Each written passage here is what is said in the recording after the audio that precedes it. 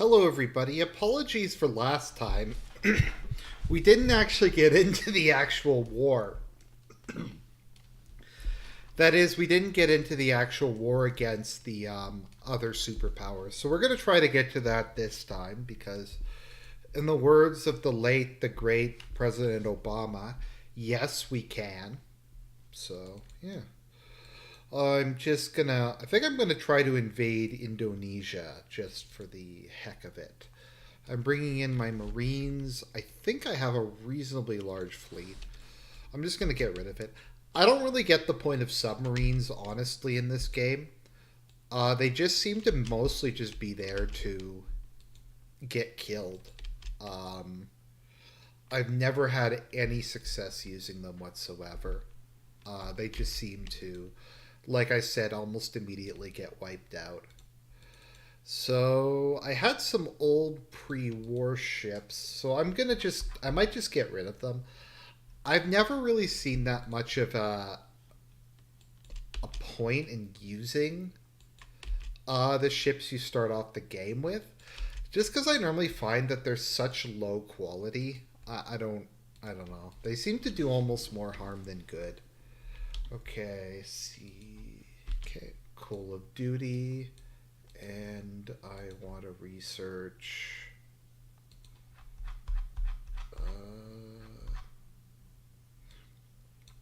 Maybe I'll research some naval tech.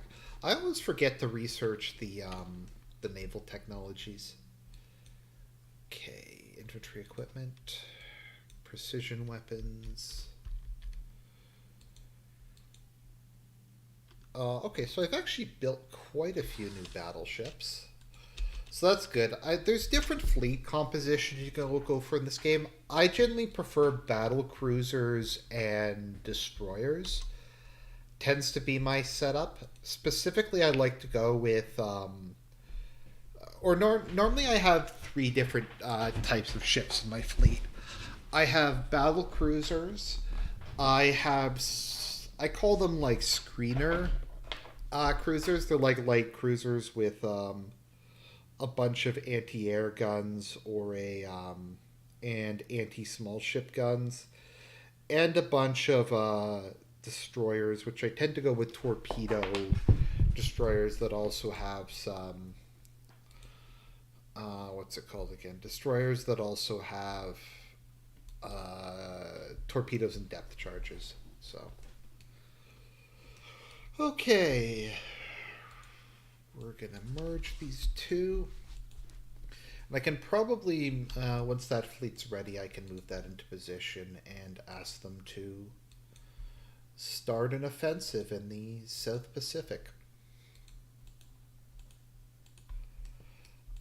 I should have a bigger navy than Indonesia at this point in time, but you never know.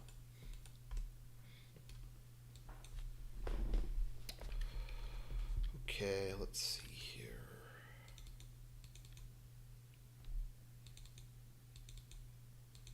I feel like I'm trying to remember, I think I sent some troops to, uh, Australia, but I don't see them. I'm sure they're somewhere.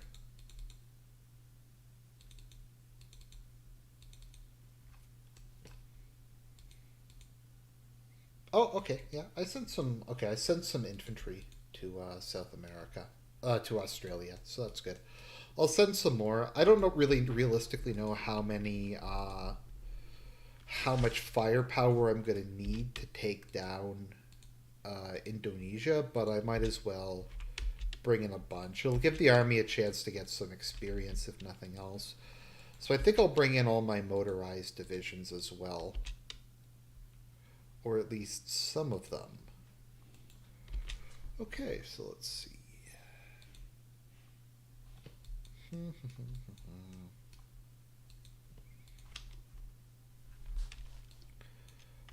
Okay, field hospital and engineering company, and then we can also research. How's artillery research going? Okay, artillery research is fine. Resource gain's always good. Yeah, I don't think I'm going to be able to intervene in time to do anything against Free Indochina. That would technically be opening another front up. I just don't honestly know if it's worth trying to open that other front up at the moment. Okay, so let's divide this into halves. One of them is going to attack Guinea, the other is going to attack Java. So you can go there. Hopefully at least one of those will get through. And then you can go here. Oh, okay. I can land on both Borneo and Java. Okay, that's good. All right, so I'll just let those guys prepare. We'll turn up the speed a bit.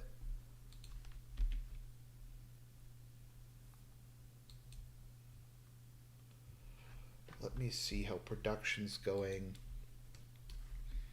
I'm gradually catching up. Yep, I should be fine relatively soon. Anti-air is still an issue, but that should be solved long before we reach 1984 and the actual cataclysmic war starts. So in the meantime, I'm gonna grab some more fuel refineries because I'm gonna need a lot of fuel once this starts. And I think I start off with a decent amount, so I start off with Venezuela and Texas. But more fuel is always useful. When you, especially when you have as large a mechanized army as I do. So, okay. And I will flip one of these to naval invasion support. Okay, so we should be good to go very soon. Okay, Call of Duty, beans and bullets. Anything that reduces supply consumption is always good.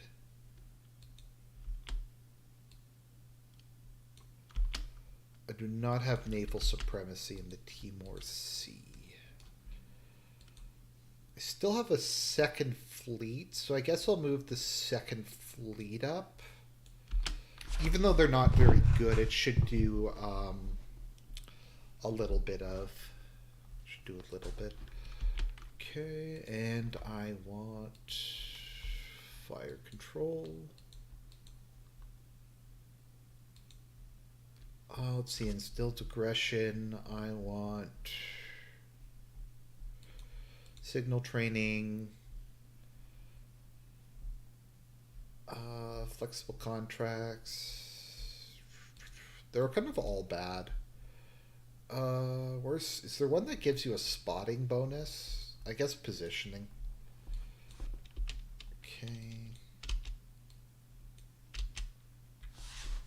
I'm just gonna unlock a bit more of this because the fleet kind of sucks at the moment.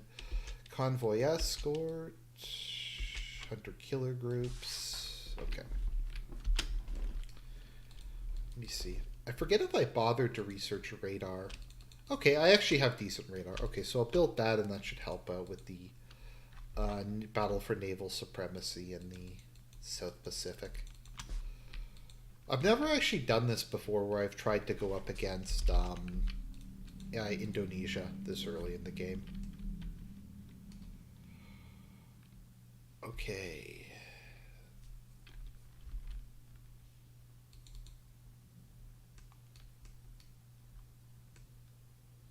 Oh, part of it is my fleet isn't even there yet. Okay, well, that explains a lot. And I need a bigger naval base. So improve the size of my naval bases there. Help out the logistics a bit. Because I don't think Australia is designed to be carrying quite this many soldiers.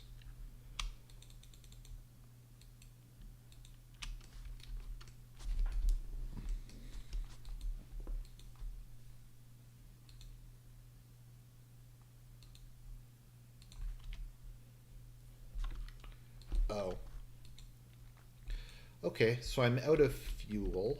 Let's see. If I turn off drilling, maybe that'll give me enough fuel. Yeah, that gives me enough fuel to run the ships for a little while at least. Okay, let's see. What am I waiting on? Still shortage of anti-air and motorized. I'll build some more motorized. And some more... And I'll just increase production across the board. Okay, team, we're doing good. We're doing good. Let's see.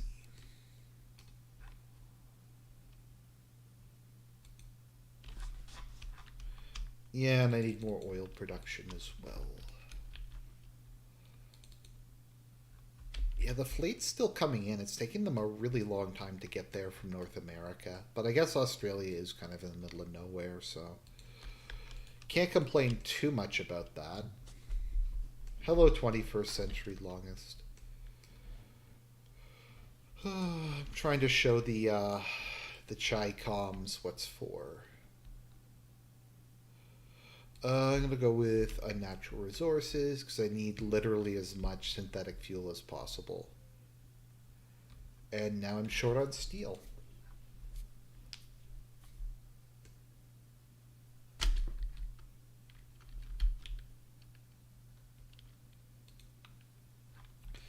Should also do an infrastructure program at some point. Infrastructure, I think, is kind of underrated. Or maybe it's not underrated. Infrastructure is very useful in Hearts of Iron 4 just because it increases your extraction rate in all your provinces. And sometimes that's really the only way to have an adequate amount of resources is through that. So, let's see. Also, just anything that increases your supply cap is good. I remember back when supply used to be something that was produced. That was weird. That was way back in Hearts of Iron 2, where you would literally just build like a resource called supplies. And I guess it was just like generic supplies or something. Newark.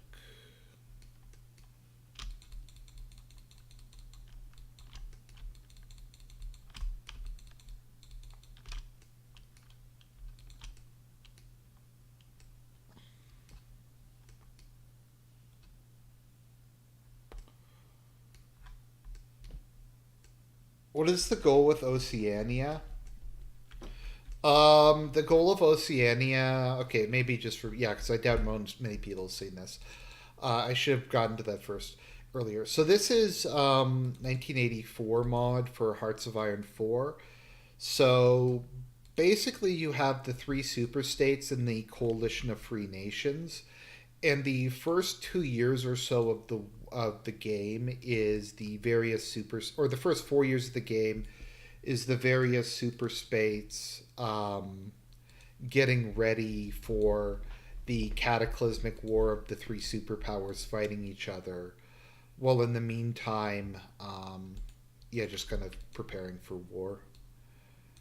And then once 1984 happens, the truce ends and the superpowers launch an all-out assault against each other. I think Oceania is a combination. I think the backstory is America annexed the British Empire, and the result of it was was Oceania. The PRC overran overran the rest of Southeast Asia, which is how East Asia came into being. And the Soviet Union won the war in Europe, which brought about Eurasia.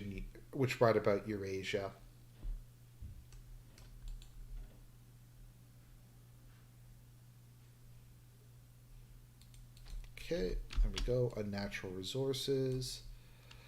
I want feed the meat grinder.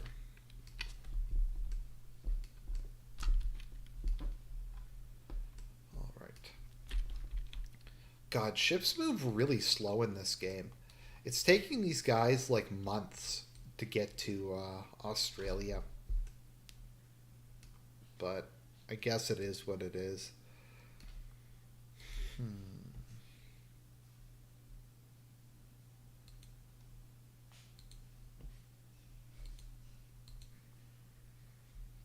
So yeah, I've just dramatically increased my oil reserves, so hopefully I can hold a couple months or maybe a couple years or something like that of oil for when the war starts and I have to kind of just throw everything I have at the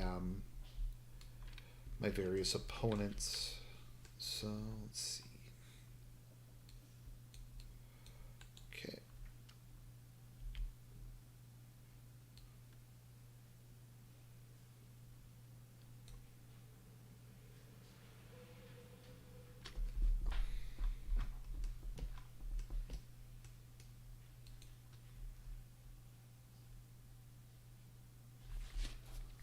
Let's see here. Daily gain 21,000. Daily consumption. Yeah, I have nowhere near the amount of fuel production that would be needed to run the entire army indefinitely. But I guess I'm just gonna have to keep trying to create more synthetic resources because it's really I did not manage to get to Free Arabia in time, so I don't have access to that. So yeah, let's see here.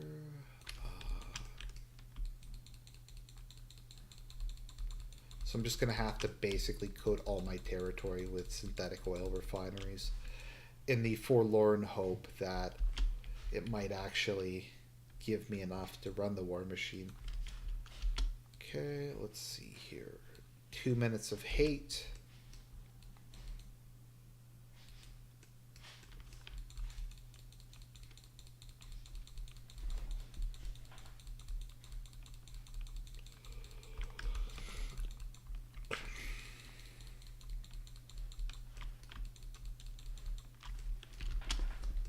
Oh crap. Okay, so 1984 is about to happen.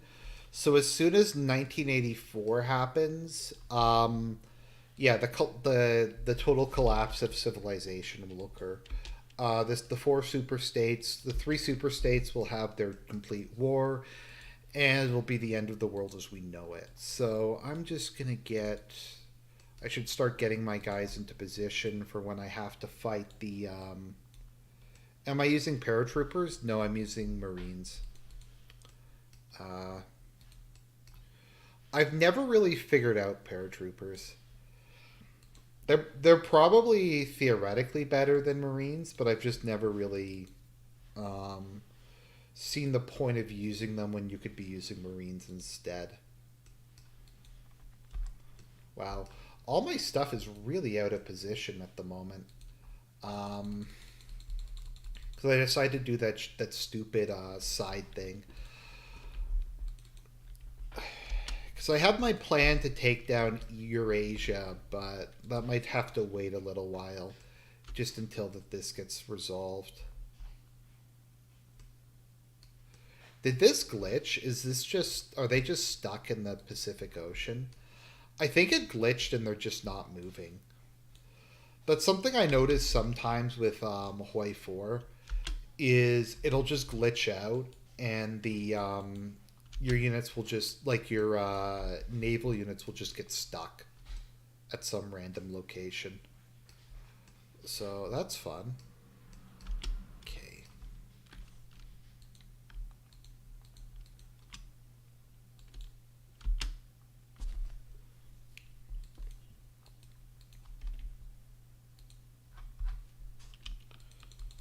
And we will increase the number of garrisons because why not? I have 14 million people to throw into the meat grinder, so might as well use them and build some additional guys.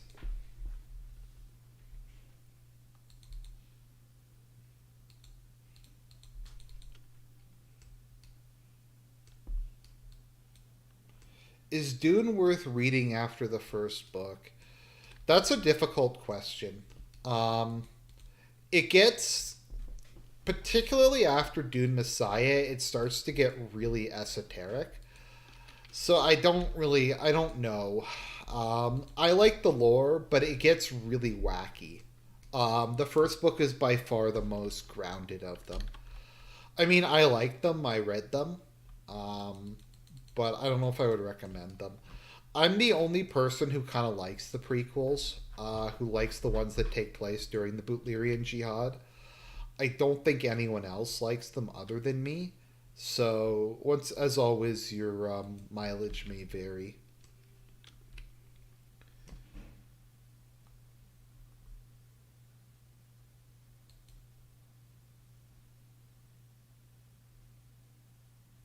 And we're just producing oil factories.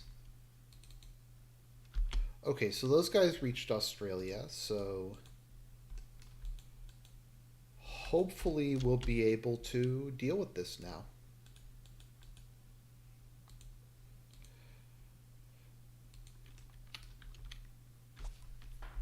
Yeah, so it looked like what I needed to do was just to manually move them first. To manually move all the division, the C units there, and then, and only then to assign them to the area.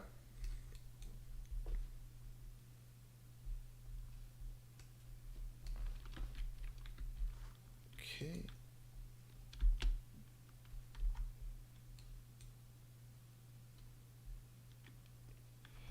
Do you ever want to play the first two Persona games? Not really. They're just kind of too old. I'm a bit of a boomer and I don't like playing things that are just like super old. I just don't have a lot of fun with it. So no, I'm probably never going to play the first two Persona games, to be honest. I'm sure they're fun. Maybe I'll watch a Let's Play of them at some point. That might be kind of my compromise, but no, I don't have a particular plan to play Persona 1 and 2. 2 in particular, I don't really know much about 1. The SMT series is kind of baffling, like that it even exists.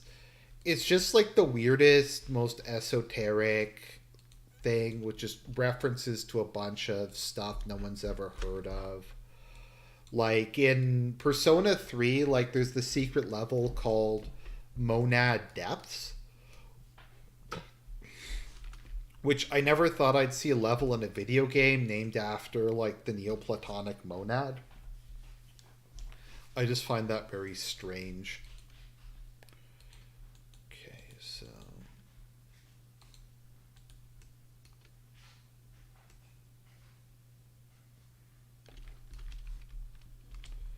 okay, so we have a division, Marine division going. So as soon as they land, we're going to move in with the heavy forces. And yes, I have some.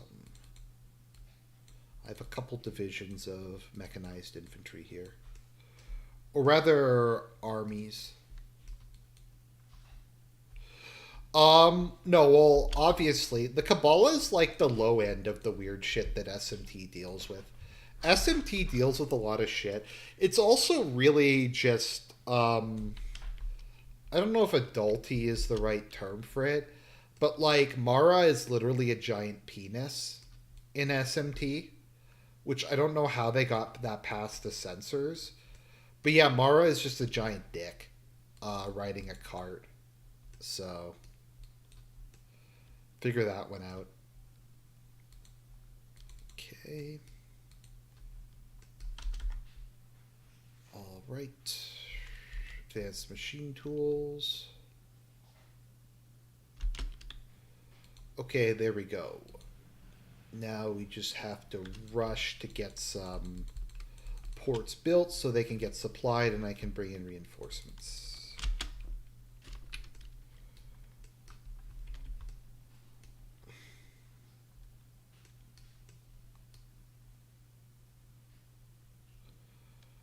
What's the issue here? Far East Eastern Indian Ocean, no naval supremacy.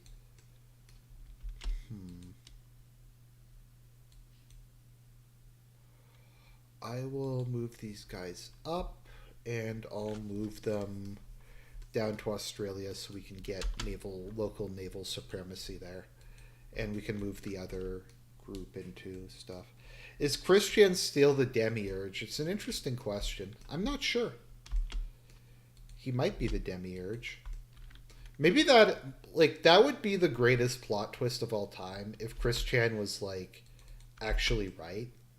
Like, the dimensional merge is real. He actually is the reincarnation of Jesus who's come to return. And it's like a doubting Thomas thing where if you can believe in Jesus when he's acting as retarded as Chris Chan, then that's the ultimate test of faith. That's the ultimate case of seeing without of believing without seeing.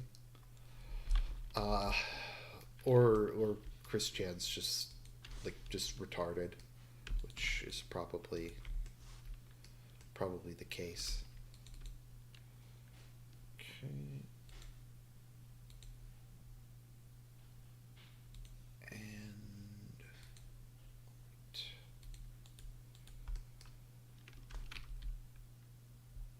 Okay, and then the 2nd Marine Division is going into action. Who's the worst lolcow you've heard of? I mean, give me a definition. What do you mean by worst? Like the worst person, the most retarded, the biggest fuck up. Like, okay, so if we're talking about someone who... Okay, so we're talking about the worst person I've ever met I've ever dealt with who's a lolcow, then it's Yandere Dev. It's not even close. Yandere Dev is by far the worst lolcow of I've ever dealt with. If it's the person who has the least excuse for being a lolcow, that would be Spoonie. Because there was really no reason for Spoonie to turn out the way he did. Absolutely everything that happened to Spoonie was his own fault and a result of his own bad decisions. If we're talking about the most amusing lolcow, I'd say that could be Ethan Ralph. Ethan Ralph is hilarious. Like, pretty much every day he does something interesting or something just completely insane. So you can say what you want about Ralph, but there's a reason that the Golden Gunt for showmanship is the biggest one of the year. I think he won it for the sex tape, if I recall, the first year they put it into action. He won it once.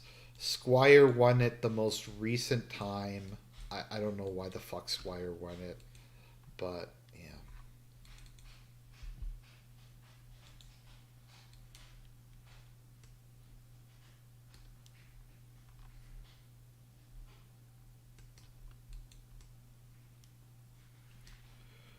Okay, so Marines, you can take this area here. And the motorized units will head further north. And take the rest of Guinea.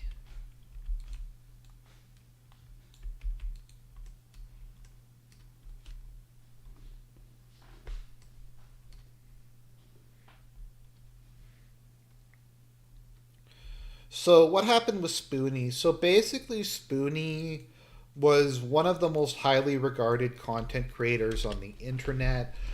He was more or less universally beloved. Anyone who watched reviews liked Spoonie. I wasn't really following him at the time. But yeah, so Spoonie was widely regarded as the most talented guy on That Guy with the Glasses, along with maybe Brad Jones. But Spoonie just basically he got fired from That Guy in the Glasses for making what I considered personally to be a very mild joke. Where someone broke up with their boyfriend on That Guy with the Glasses, and he said, if you're interested, I've got like a pole with a chain in my basement where I'll chain you up and love you my way. It was something like that. I'm probably not quoting the tweet exactly, but it was very obviously just like a harmless joke. And the person in question like Me Too'd Spoonie and said like it was the most evil and sensitive thing they've ever heard, and like Spoonie had to be fired and removed. So Spoonie got kicked off of that guy with the glasses over his statement. And then he went into a downward spiral. Spoonie is a massive, massive shitlib. So he's been just going completely insane over Trump winning. The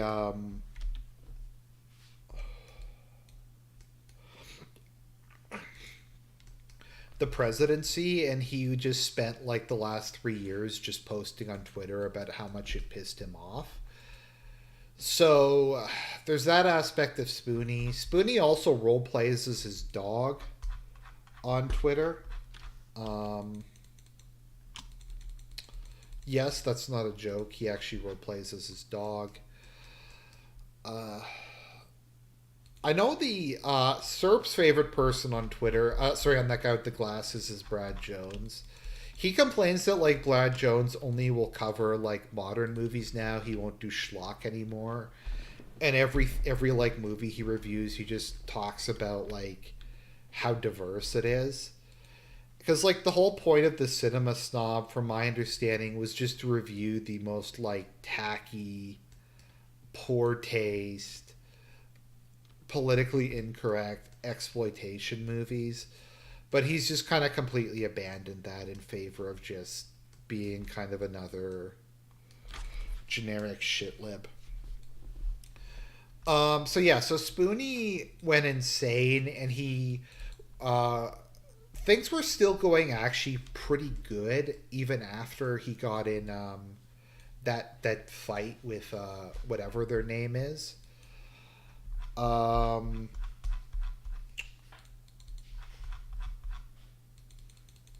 and he had started a Spoonie Patreon to produce a Spoonie movie, and he was getting like $5,000 a month on Patreon, combined with ad revenue, merch sales, random donations, all that kind of stuff.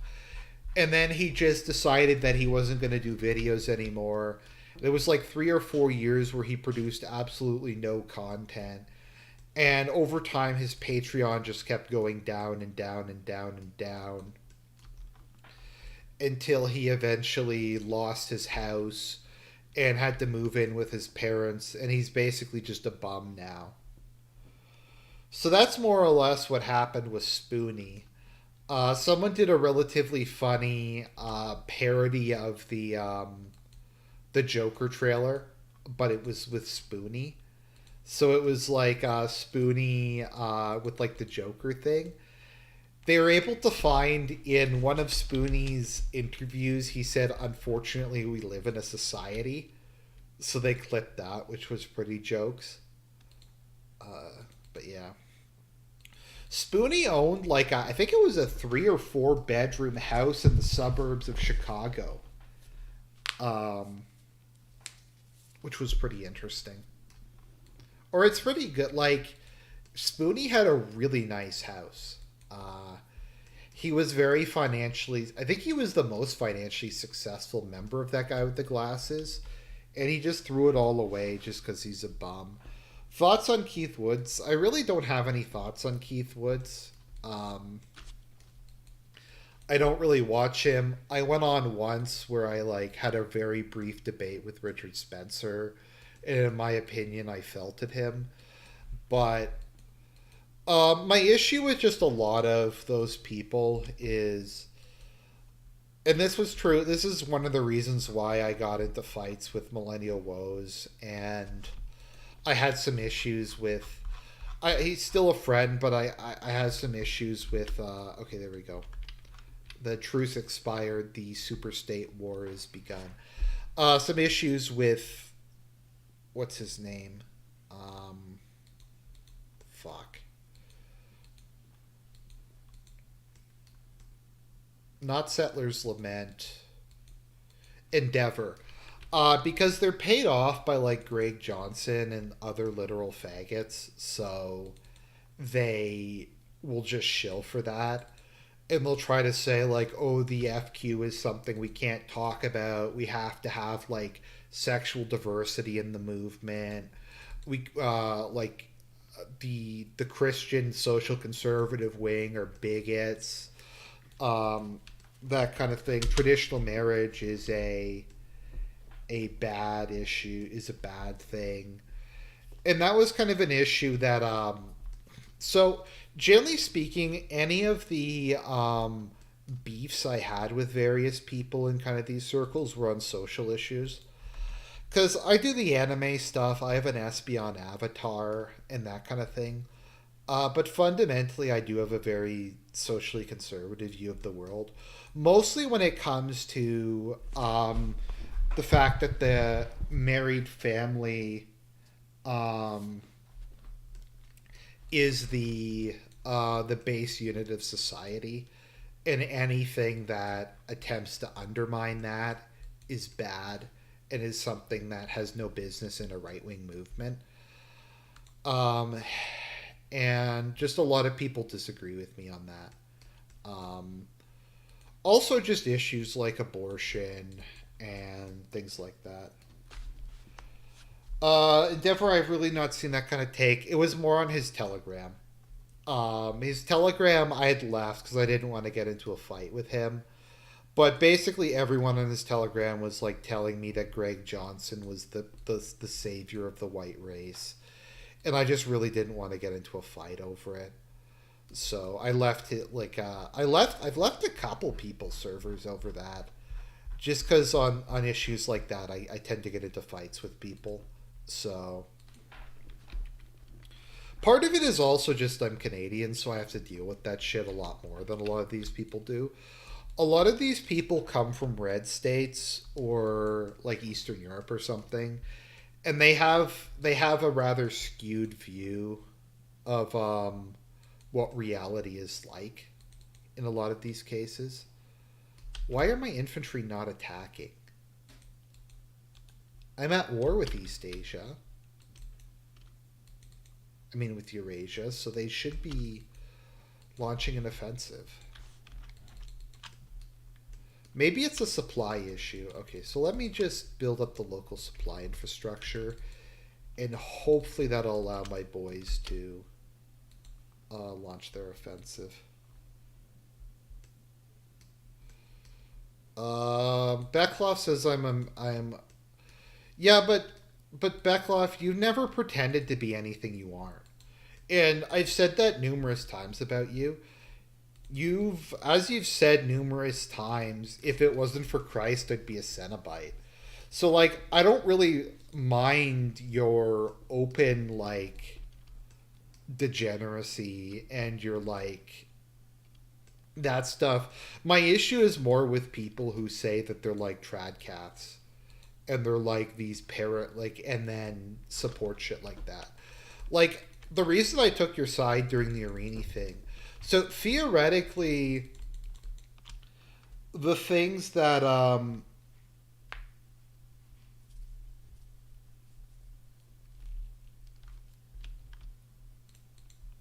so the thing with Arini, so theoretically, Backlov, I probably, if we assume Arini means what he actually says, I probably agree with him on a lot more things than I agree with you on. But Arini will say he's like a traditional Catholic, and then he'll talk about how like porn is based, and like people need to watch it in order to train themselves to not have lustful thoughts.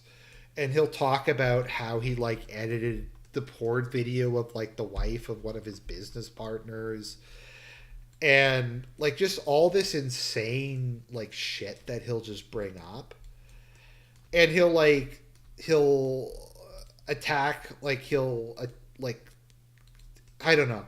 It's you've never really, in my opinion, pretended to be anything that you're not. And even if I disagree with you on some things, I can respect that. Hopefully that makes sense. I just don't like people who are fake and gay. That's just kind of my rule. That's the reason I don't like a lot of the Groypers.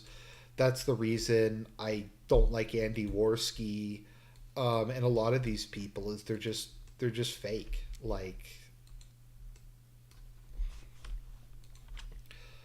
It's not even that it's not I don't have an issue with them making money. I don't have an issue with them monetizing their content. My issue is just when people pretend to be something they're not as part of like some LARP to grift money out of people. Um, no, like I had a channel, like, so basically what Arini did to own me is he stopped streaming on Twitch and started posting like audio files, and to like render a 3 hour audio file as a to render a 3 hour audio file as what's it called, um, a video was just a fuck ton of effort, and it would take like an hour to do, and it was also just harder to clip it and stuff. So I just got tired of having to deal with it. So that was the reason why the Sigma Supreme stopped happening. Also, Arini just got progressively more boring as time went on. Like, I feel like America First third annual conference was some sort of 4D chess move where the plan was they were just going to make like something so boring it wasn't possible to stream snipe it. And that's just how Arini's shit was. It would just be hours and hours of him just like sitting there.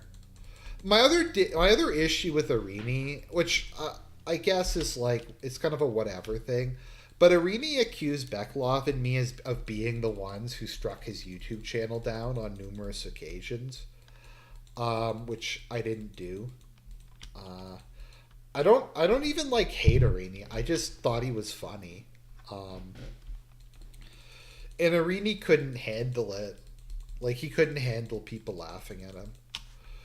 And once again, like, I did that whole video on this topic. If you're someone who gets upset when people shit on you, like, most people get upset when people shit on them.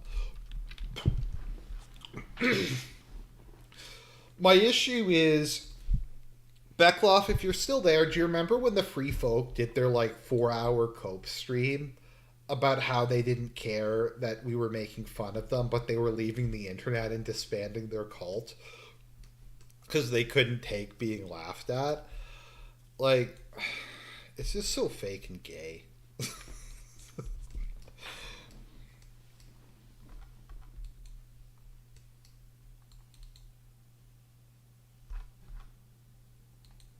So it turns out that I don't quite have the number of convoy transports to support a prolonged offensive. So I'm going to have to just deal with that somehow. I'm going to have to just dramatically increase my production, which is fine. I mean, I need to increase it sooner or later anyways. All right. I'm probably going to lose the Philippines, though. I don't think I'm going to get there in time in order to seize part of that. No, I never actually hated Arini. So Arini was kind of part of the crossfire, because really the people I had a problem with was the Free Folk, and I wanted to make fun of them. And they couldn't deal with that. So I don't know. Like, because I remember, so the thing that started kind of my beef with Arini, if you can even call it that, was Arini quit the internet, and then the Free Folk were doing their cope stream. So I was stream sniping them and making fun of them. And then Arini came on. And then Tom Bombadil came on. And it was revealed that Tom Bombadil was actually the mastermind behind everything. So, yeah. For the season finale.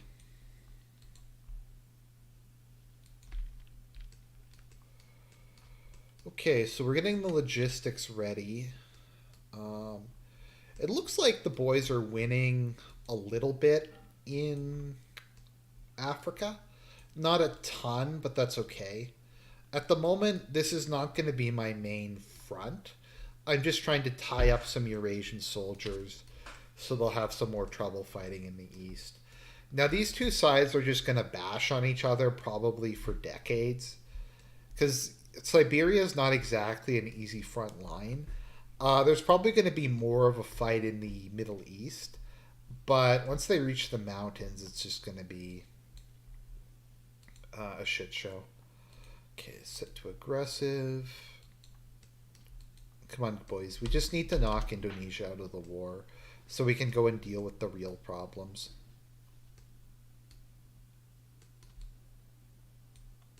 Okay, improved AA. And I want...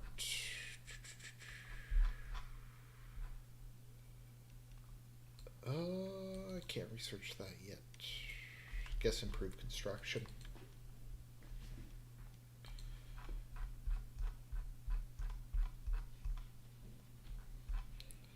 I don't know. I've very, very rarely seen the AI use tanks, so this should be pretty... So I've never really seen a need to build anti-tank that much.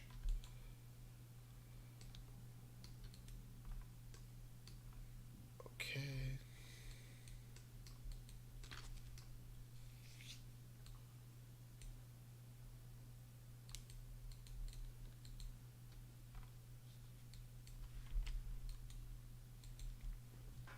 So, in a little while, we'll move on to my master plan.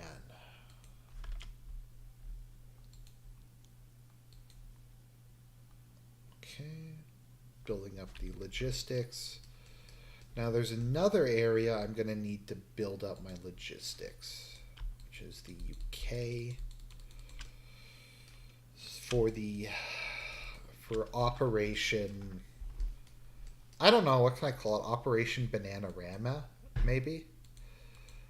Or Operation the Alan Parson Project, and it can be like in Austin Powers. You should repurpose the Sigma channel for Ralph and Fuentes clips. Yeah, but they flag people down. Like, I'll give Arini credit. Arini never flagged me. So...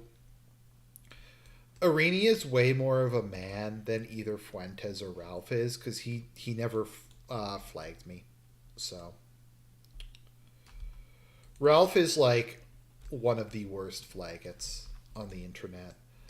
Fuentes is really bad at that too. I mean, Fuentes had a whole debate with Jim over whether flagging was gay or not. He was like, flagging is base, so... Also, that led to the infamous "I'm going to become Hitler 2, 3, and 4" comments. So,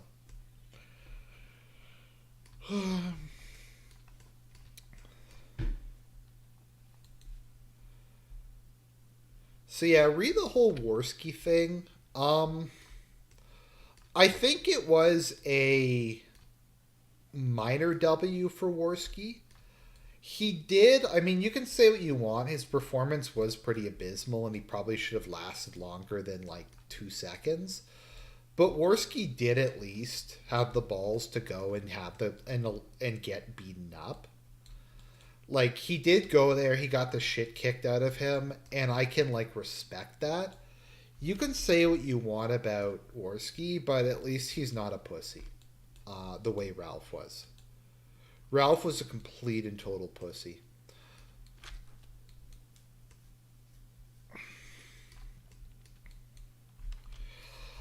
Once again, my biggest issue with Fuentes is just that he's fake and gay. Like, the things that he teaches really have nothing to do with traditional Catholicism or conservatism or any kind of right-wing ideology. Like, the whole incel thing, just some of the insane shit he says. But also, he is just leading a whole bunch of kids into doing stupid shit. But I mean, at the end of the day, what can you do? Some people in life just have to learn very hard lessons.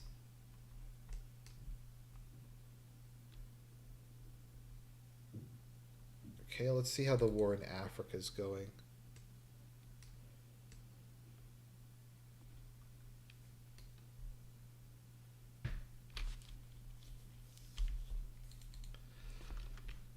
No, yeah, Ralph would flag me down for this stream. There's no low to which Ralph won't sink. As I've said though, my biggest problem with Ralph is that he's a massive pussy. Like he just cries. If anyone says anything about him, he just cries like a bitch. While calling himself I'm the Ralph male. It's professional wrestling, whatever it's called.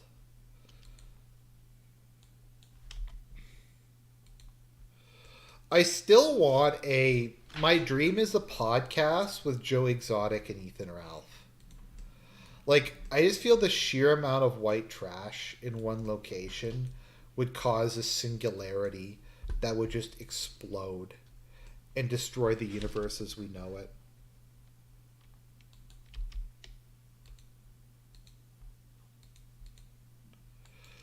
Like, I think Fuentes was saying that like incel was in the Bible because Paul said that celibacy was the ideal state or something like that. And like I don't get how like being an Elliot Rogers school shooter like how that is vaguely similar. And I also don't get how that's inceldom. Wouldn't that be voluntary celibacy? I mean, the default conservative position since like Christianity started is that people shouldn't be having premarital sex. And like if Nick would just say, and this is people have tried to give him this out, but he denied it. I don't know. Ralph is a scumbag. Yeah, the e-thoughts all just made fun of him. He went on that one girl's podcast and she was trying to be nice to him, but he just, yeah. Anyways, I think I've beat Indonesia. I really don't want to have to keep doing this, so I'm just going to cheat and annex them with the console. And then set up...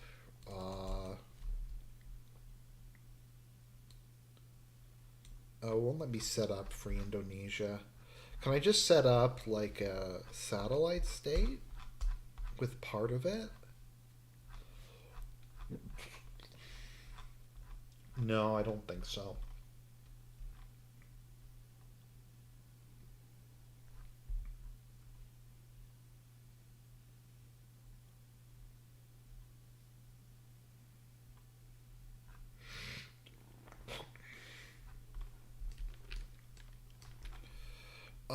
I could move a motorized division up and try to take the Philippines. So if I can take the Philippines, I can release this as a puppet state.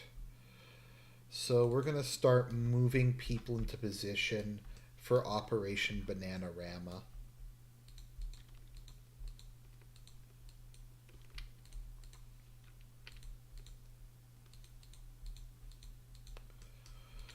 So are him and Pants? I think him and Pantsu aren't married. Like people will call Pantsu his wife for some reason, but I'm pretty sure they're not married. Um, I'm pretty sure they're just kind of living together. When am I going to do another stream with Serp? We just have to figure out a time for it. That's really it. I was going to do one on post-liberalism, but I had to move across the country, and I've just kind of been dealing with that shit, and it's been a long road.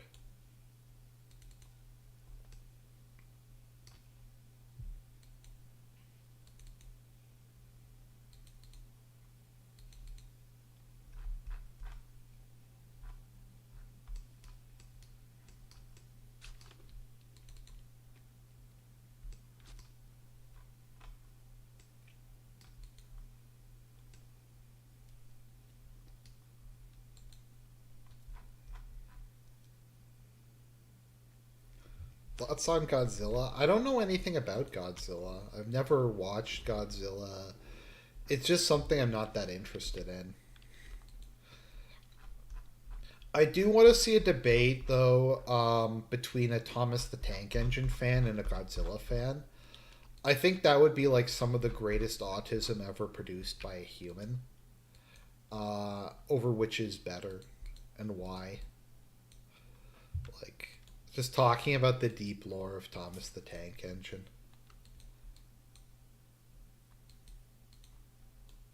Maybe explaining how Thomas the Tank Engine is like based.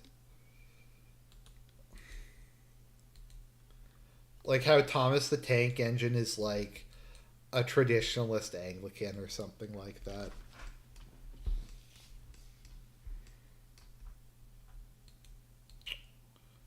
Was that always Soviet? They must have picked that up when it collapsed. So I might as well just push on this front. Once again, this is not my main, where my main offensive is being launched, but it's, I guess any territory that I deny to my enemies is good.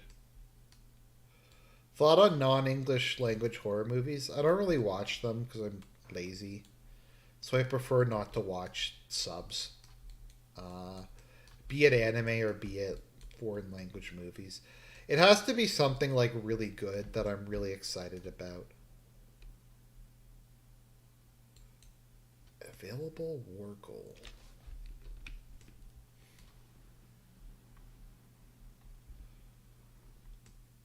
No, I have no idea what any of those things are. Like I said, I don't really watch foreign language movies very much. I'm kind of a normie that way. Okay, so I could try doing this as well.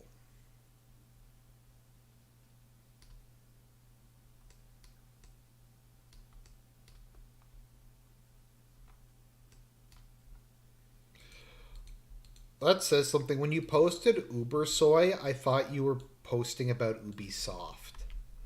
I'm like, oh, is Ubisoft gotten to that point where they're just reposting like stupid things Wignats say? Thoughts on Ryan Falk? Ryan Falk's okay.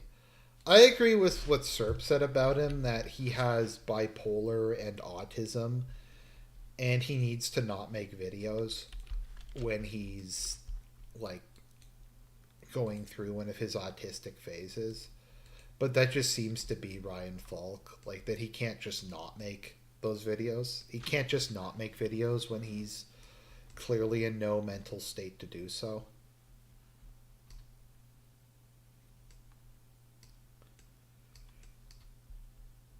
Okay.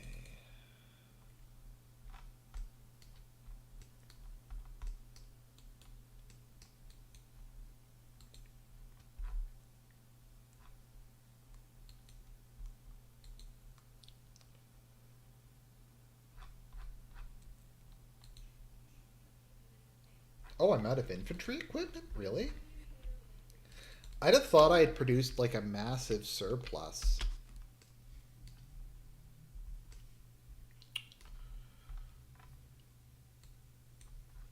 Okay, just keep moving north.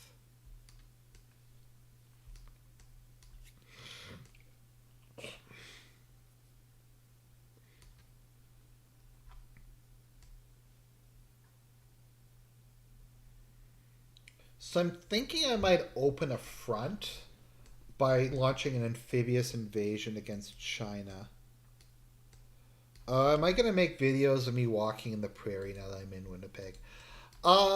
Thing is, Winnipeg doesn't really... The city proper doesn't really have any prairie. It's like mostly forest. I think it's called boreal forest. Is kind of the main biome here. I have not seen very much actual prairie. That might be outside of the city. I don't have a car at the moment, though, and I kind of don't want to get one. Just because cars are really expensive, and I'm cheap. So, maybe at some point, I'll rent a car and go do some stuff outside the city proper.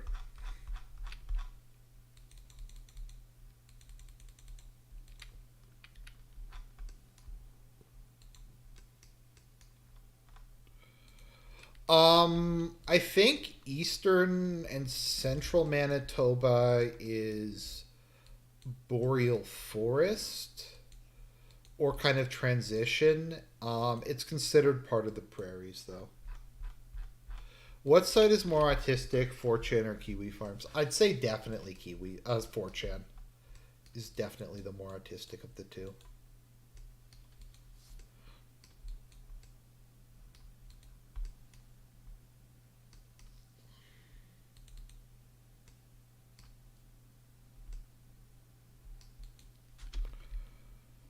Okay.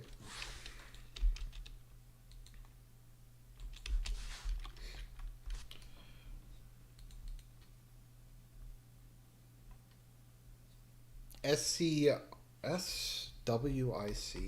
I don't think Serp's computer can run HOI4 though.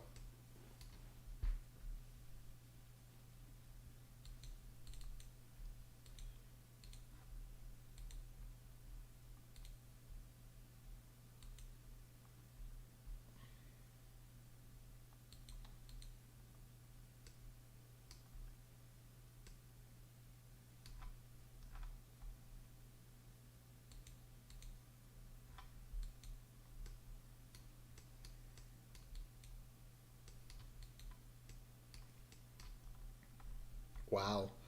I'm doing a lot better in the Middle East than I thought I would. I guess kind of the issue that East Asia and Eurasia are running into is they're both just kind of focusing on each other. I'd argue so. How it works is East Asia is in the position to attack the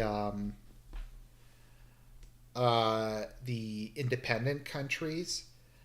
Uh, Eurasia is in the best position to attack. Um, I think actually Eurasia might be. I keep going back and forth on who has the worst start position. Oceania definitely has the best because virtually all of Oceania is across the ocean, and doing naval invasions is a pain in this game. So, yeah.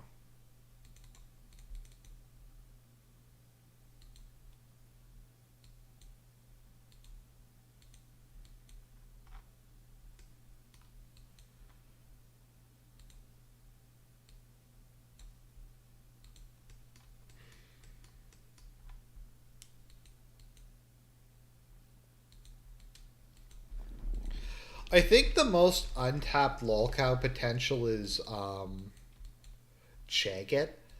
Chagget has a lot of untapped lolcow potential. Part of it is he's just so insufferable. It's hard to like get him long enough.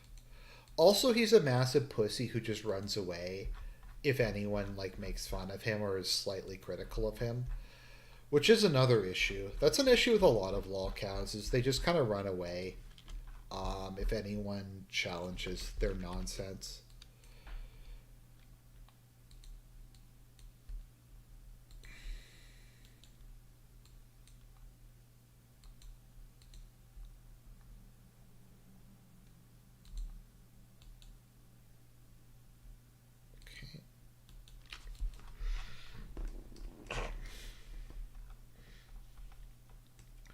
Okay, I still have 12 million soldiers. 12 gazillion.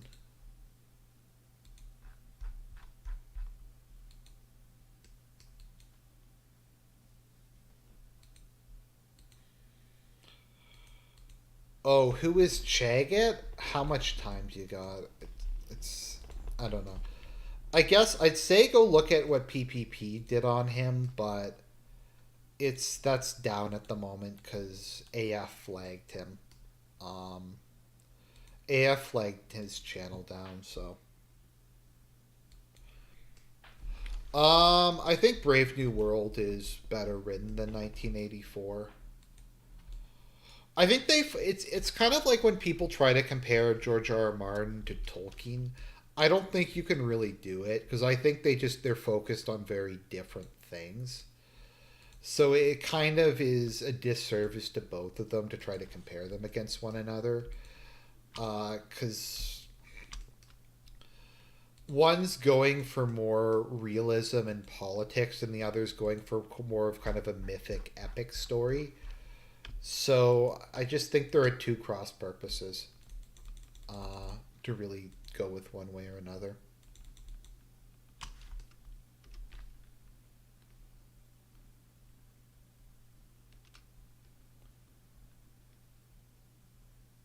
Oh. Well, maybe you're right. I don't know.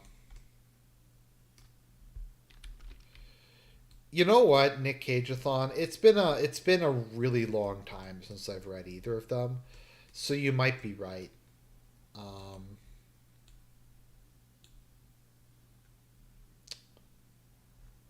you might be right. I'll have to think on it and see what I come up with. Okay, so let's remove. Trying to think, what anime have I been watching lately? I've been watching a lot of the new season, which is mostly not very good. I'm watching. I quit heroing to join the Demon Queen's army, which is very aggressively mediocre. I'm watching the new maid I hired is mysterious.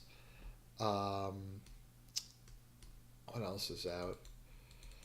I'm watching Log Horizon with a friend of mine, which is a show that I initially thought was like really bad from the first couple episodes, but it's kind of growing on me. It picked up after like the first couple episodes, and it's actually not bad now.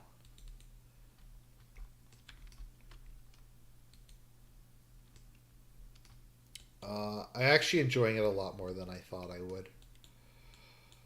Let me think.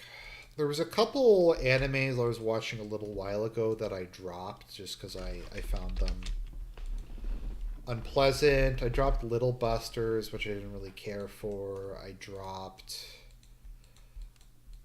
I'm most of the way through Taisho Era Fairy Tale. I just haven't got through it. Oh yeah, I watched Comey Can't Communicate, which was pretty good. I need to watch My Senpai is Annoying. Who's my favorite Bond? Honestly, I think I'm gonna go with Pierce Brosnan. I think Pierce Brosnan's my favorite Bond. Maybe that's just because I grew up with him, but I think he just captured a lot of the stuff I like about Bond. The kind of the subtle PTSD that's kind of always present in the background. He was really good with like the one-liners. He was cool, but cool in kind of a schmarmy way. In his movies, he always had a lot of gadgets. There was a lot of just kind of over the top stuff. That was kind of like how I liked the series. Like my issue with Daniel Craig is there was like no humor in the movies. There wasn't like any kind of camp. I feel like I feel like what's it called? The Roger Moore movies just went way too far with the camp and being comedies. And I think Brosnan had a pretty good balance between the two. The problem with Brosnan is they didn't give him enough movies. Like I feel like they should have given him like another chance. It's just that Bond films take so long to make nowadays. It's just very difficult for a lot of actors to kind of leave a mark. I do think GoldenEye is the worst. Nick Cageathon says he really mixed the best of 80s, 90s with the traditional Bond. Yeah, I'd agree. Um, yeah, I feel like Brosnan took a lot of aspects of the various Bonds before him. I think there's a lot of Connery in him, but also a lot of Roger Moore. Uh, I think he's just kind of a good one. My least favorite Bond is by far Daniel Craig. I don't think I've ever made a secret that I really dislike the Craig era. Um, I don't like the lack of gadgets. I don't know. There's just not much really good I have to say about the Craig era in general. Okay, I'm gonna give up on opening this front. It's just a waste of time. I don't think I'm gonna get naval supremacy here. So I'm better off just moving to Plan B. Daniel Craig Bond is basically, yeah. Like I don't think Daniel Craig's that good an actor. Um, like people will talk about Timothy Dalton being the most realistic, but Timothy Dalton still had one-liners. There was lots of like gadgets in them. Like the gadgets in the Timothy Dalton movies were once again a lot more kind of down to earth. But he had stuff like explosive toothpaste, explosive alarm clocks. He had that key that exploded if you whistled a certain thing, and also released stun gas. There was a lot of like cool gadgets in the Dalton films. I think the problem with Dalton is once again like because of licensing issues and stuff, they just never really gave him a chance to perform. Um, they didn't give him very many. Like they gave him two movies. What happened with the Living Daylights is, I think the Living Daylights was going to be Pierce Brosnan, or the Living Daylights. Like they called in Timothy Dalton on like the last minute, and so the movie was not in any way set up to suit his particular skill set. So the movies like he was in weren't set up to play to his strengths. So that was a problem to begin with. One of the two movies he was in wasn't specifically made, was kind of a last minute rush job, and the other movie he's in, I think people were just really unfair to. The Living Daylights is an interesting example. It's one of the few cases of something that I would say is the less than the sum of its parts. Because on the surface, The Living Daylights has a lot of really good elements to it. Um, there's a lot of cool action scenes. The Gibraltar scene's really good. The scene in um, like the fight scene where they're throwing the milk bottles, I thought was really cool. It has one of the best car chase scenes. There's the plane fight. There's the part in Afghanistan. There's a lot of really cool shit. The other problem with the Living Daylights is it's painfully obvious that General Gogol was supposed to be the guy instead of Pushkin or whatever, and they had kind of built up General Gogol as being like this guy who was a Soviet. He was a communist, but he was an honorable man who wanted peace. And the idea of him kind of snapping and being the, it's kind of hard to explain if you haven't seen The Living Daylights or you don't know the kind of the story of it. But I think like if they had have had more time, if they had have like tailored the script a bit more for Timothy Dalton, and if they could have gotten the actor who played General Gogol, I think it could have been like one of the best Bond movies. As it is, I think people are unfair. People are just, I think, unfair to Dalton. He got dealt a really bad hand. He was only ever supposed to be a stopgap Bond because the next Bond was always going to be Brosnan. So just going through the Brosnan movies, I think GoldenEye is the ultimate 007 movie. It did everything right. You had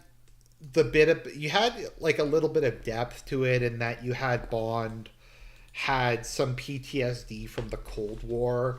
I think it did a good job of capturing the general confusion in the West with now it's over, where do we go from here?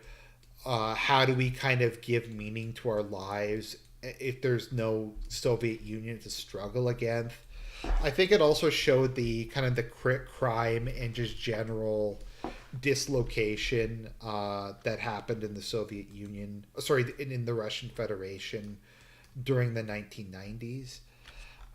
Isabella Serpio or whatever is definitely one of the most beautiful Bond girls. Famke was really good. Sean Bean was really good. Yeah, Sean Bean's a really good. Sean Bean would have been a good choice for Bond, actually. which I think is partially why he was good as being kind of the counterpart of Bond. Because I could see him doing very well in that role. But, yeah. So, I like Sean Bean. Sean Bean just seems like a really nice guy. I don't know if there's any truth to that or not.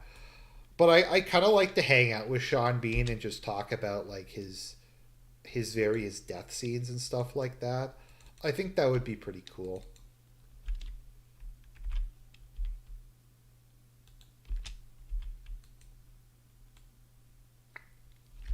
Sean Bean is definitely one of the highlights of Snowpiercer. Even though the writing for his character is really bad, and that kind of undermines a lot of his stuff in the show, in the movie, in the TV show, he's still a highlight. He's just someone like once again, he's a bit like Christopher Lee, in that you ever watch a movie with Sean Bean in it and go, that movie was like okay, but Sean Bean was the one who let the film down. I can't really think of a case of that. I'm also another one of my controversial, not controversial statements. I think I think Equilibrium is not a bad, is a pretty decent movie. I think people were unfair to it. Oh, Nick Cage-a-thon. Austin Powers is like the best comedy movie. The Spy Who Shagged Me is probably my favorite. Is one of my favorite movies. It's also one of my favorite. It's probably my favorite comedy movie. There's just so many good jokes in it. It was also made back when back when you could be really politically incorrect by today's standards, like having midget jokes, Muslim jokes, like Asian jokes. To me, it kind of represents a lot of the best of the '90s. I also just really like Michael Mars. I think he's a very, I guess, likable is just the word from him. But yeah, going back to the Brosnan era, uh, I think Tomorrow Never Dies was really good. I think there's problems with it. Like there's problems with a lot of various movies, but it has a lot of one-liners. It has Rupert Murdoch. Jonathan Pryce, I think, puts in a really good performance as the villain. It's suitably campy. It has kind of the travelogue thing. I think it's something that probably could have used a bit more editing. I think it was something where they kind of had to rush it out. Um, and they didn't really have enough time for it to kind of cook in the pot. And some of the things they tried to do with it, like bringing Terry Hatcher as like an old flame of Bond, I think flopped and didn't work out very well. But despite that, I thought it was overall a good entry. Um, the world is not enough. I once again, I think people are unfair to it. Uh, I think you have to give someone credit for trying to do something a little bit different. Having the Bond girl as being the Bond villain, I thought was a very interesting kind of twist. Uh, I thought, what's her name? Sophie McHugh did a really good job. I did actually buy, there's a couple women I think who Bond genuinely loved. I'd say it's Tracy, Electra. I'm trying to think who else there is. Tracy, Electra. Um, I'm sure there's another one.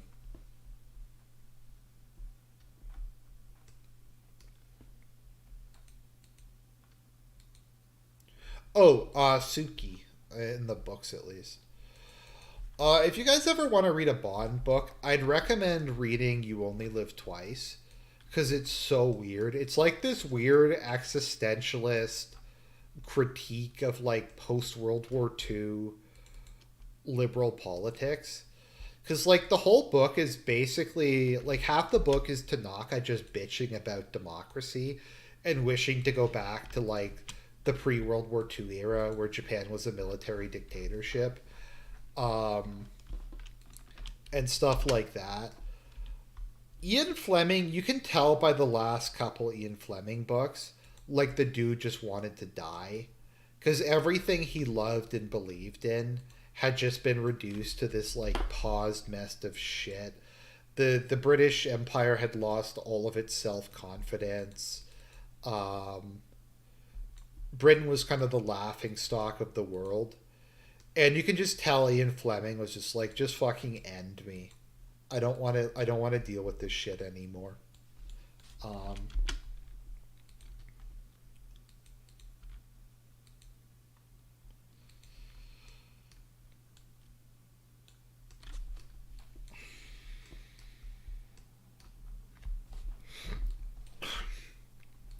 I think Ian Fleming, like, he voted conservative.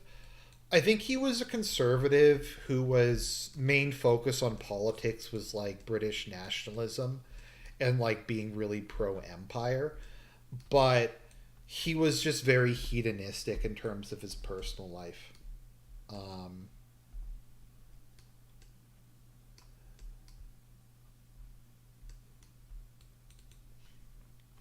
Die Another Day is, in my mind, the third worst Bond film.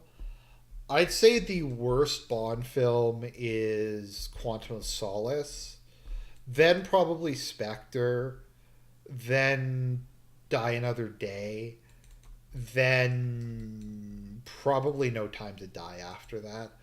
No Time to Die is something I kind of enjoyed when I was watching it, but the more I think about it, the less I like it. Uh, I admit I was in denial when I watched Spectre over how bad it was. Partially just because I like what's her name, Leia Sadao, a lot. I just find her very beautiful, and I thought she was a decent uh, girl for Bond. I was kind of hoping that like Bond could in the Craig era just kind of ride off into the sunset. Um, oh, Nick Cage is fun. You didn't like Quantum of Solace. I thought you'd like it and you'd say it was like artistic or something.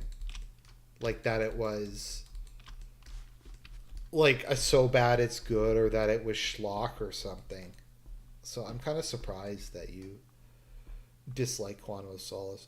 I actually think Quantum of Solace is like one of the worst action. I don't even know how to describe how bad Quantum of Solace is. Like everything about it was just horrible. How did they get away with what's her name, that Russian chick, going like brown face for the movie? Like I don't know how they got away with that.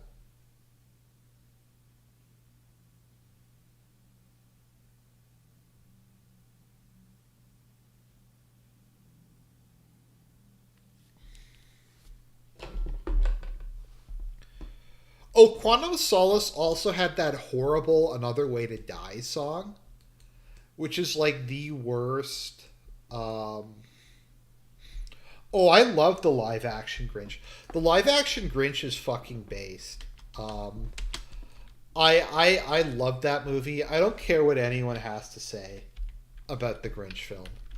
I love it. I watch it often on Christmas. It's just fucking amazing. It's like I normally will watch that at Christmas time. I like to watch the Ten Commandments for Easter and On Her Majesty's Secret Service for Christmas. On Her Majesty's Secret Service is really good. It's, I guess some people don't like it because it's slow, but I thought it was really good.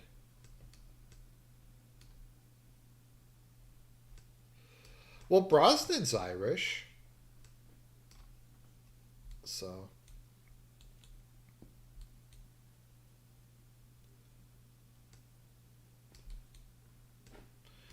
But to me, to a certain extent, it's like I don't care if Bond, like who Bond is. I'm just happy if like Bond stuff is being made and there's more Bond movies coming out. I do think that the worst thing that the Craig era brought in was how long the development cycles are. Part of that was due to COVID, but the movies just took so fucking long to put out. Okay, let me think here. Uncontroversial opinion. So most of the Moore movies I actually think were pretty good. Um, I think Moore was the downside of them, but like, whatchamacallit was actually pretty good. The Spy Who Loved Me was good. Moonraker was. I thought Moonraker's a lot of fun. Like, I know a lot of people shit on Moonraker, but I watched Moonraker like a bunch of times as a kid, and that movie is really fun.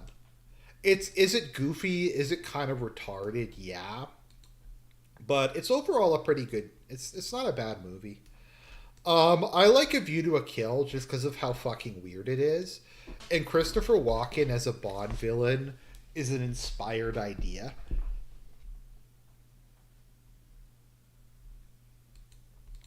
So as you guys can see, I'm beating Eurasia. I'm ironically doing exactly what happened in World War II, where I landed in Normandy, and I just invested extremely heavily in motorized and mechanized infantry. And Eurasia had literally all of its soldiers just in the Far East, fighting East Asia. So I'm just able to smash through these guys as if they aren't even there. So I'm going to move the remainder of my infantry divisions up and start pushing against East Asia. I don't know how effective mechanized forces would really be once I get past Mesopotamia into the Iranian plateau.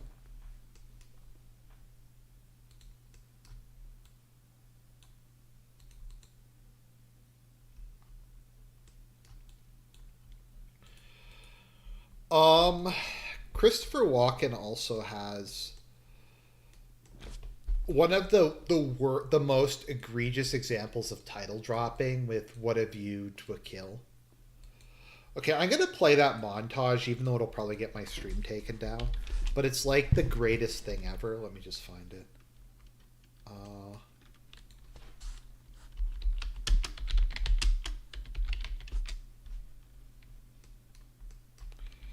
Okay, let me see here.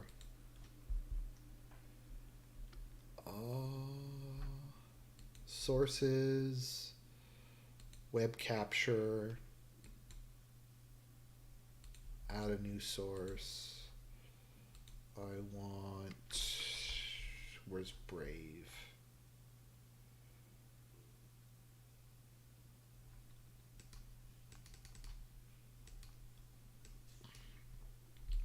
Window. Okay, there we go.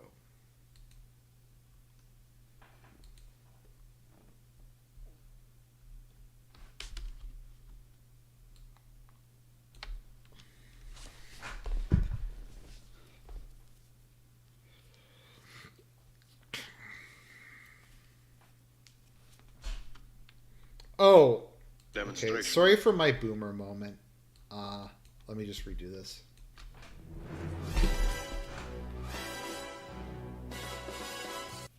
Nothing much, except his name. Dr. No.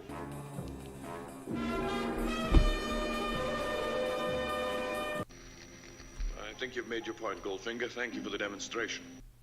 Codename? Thunderball.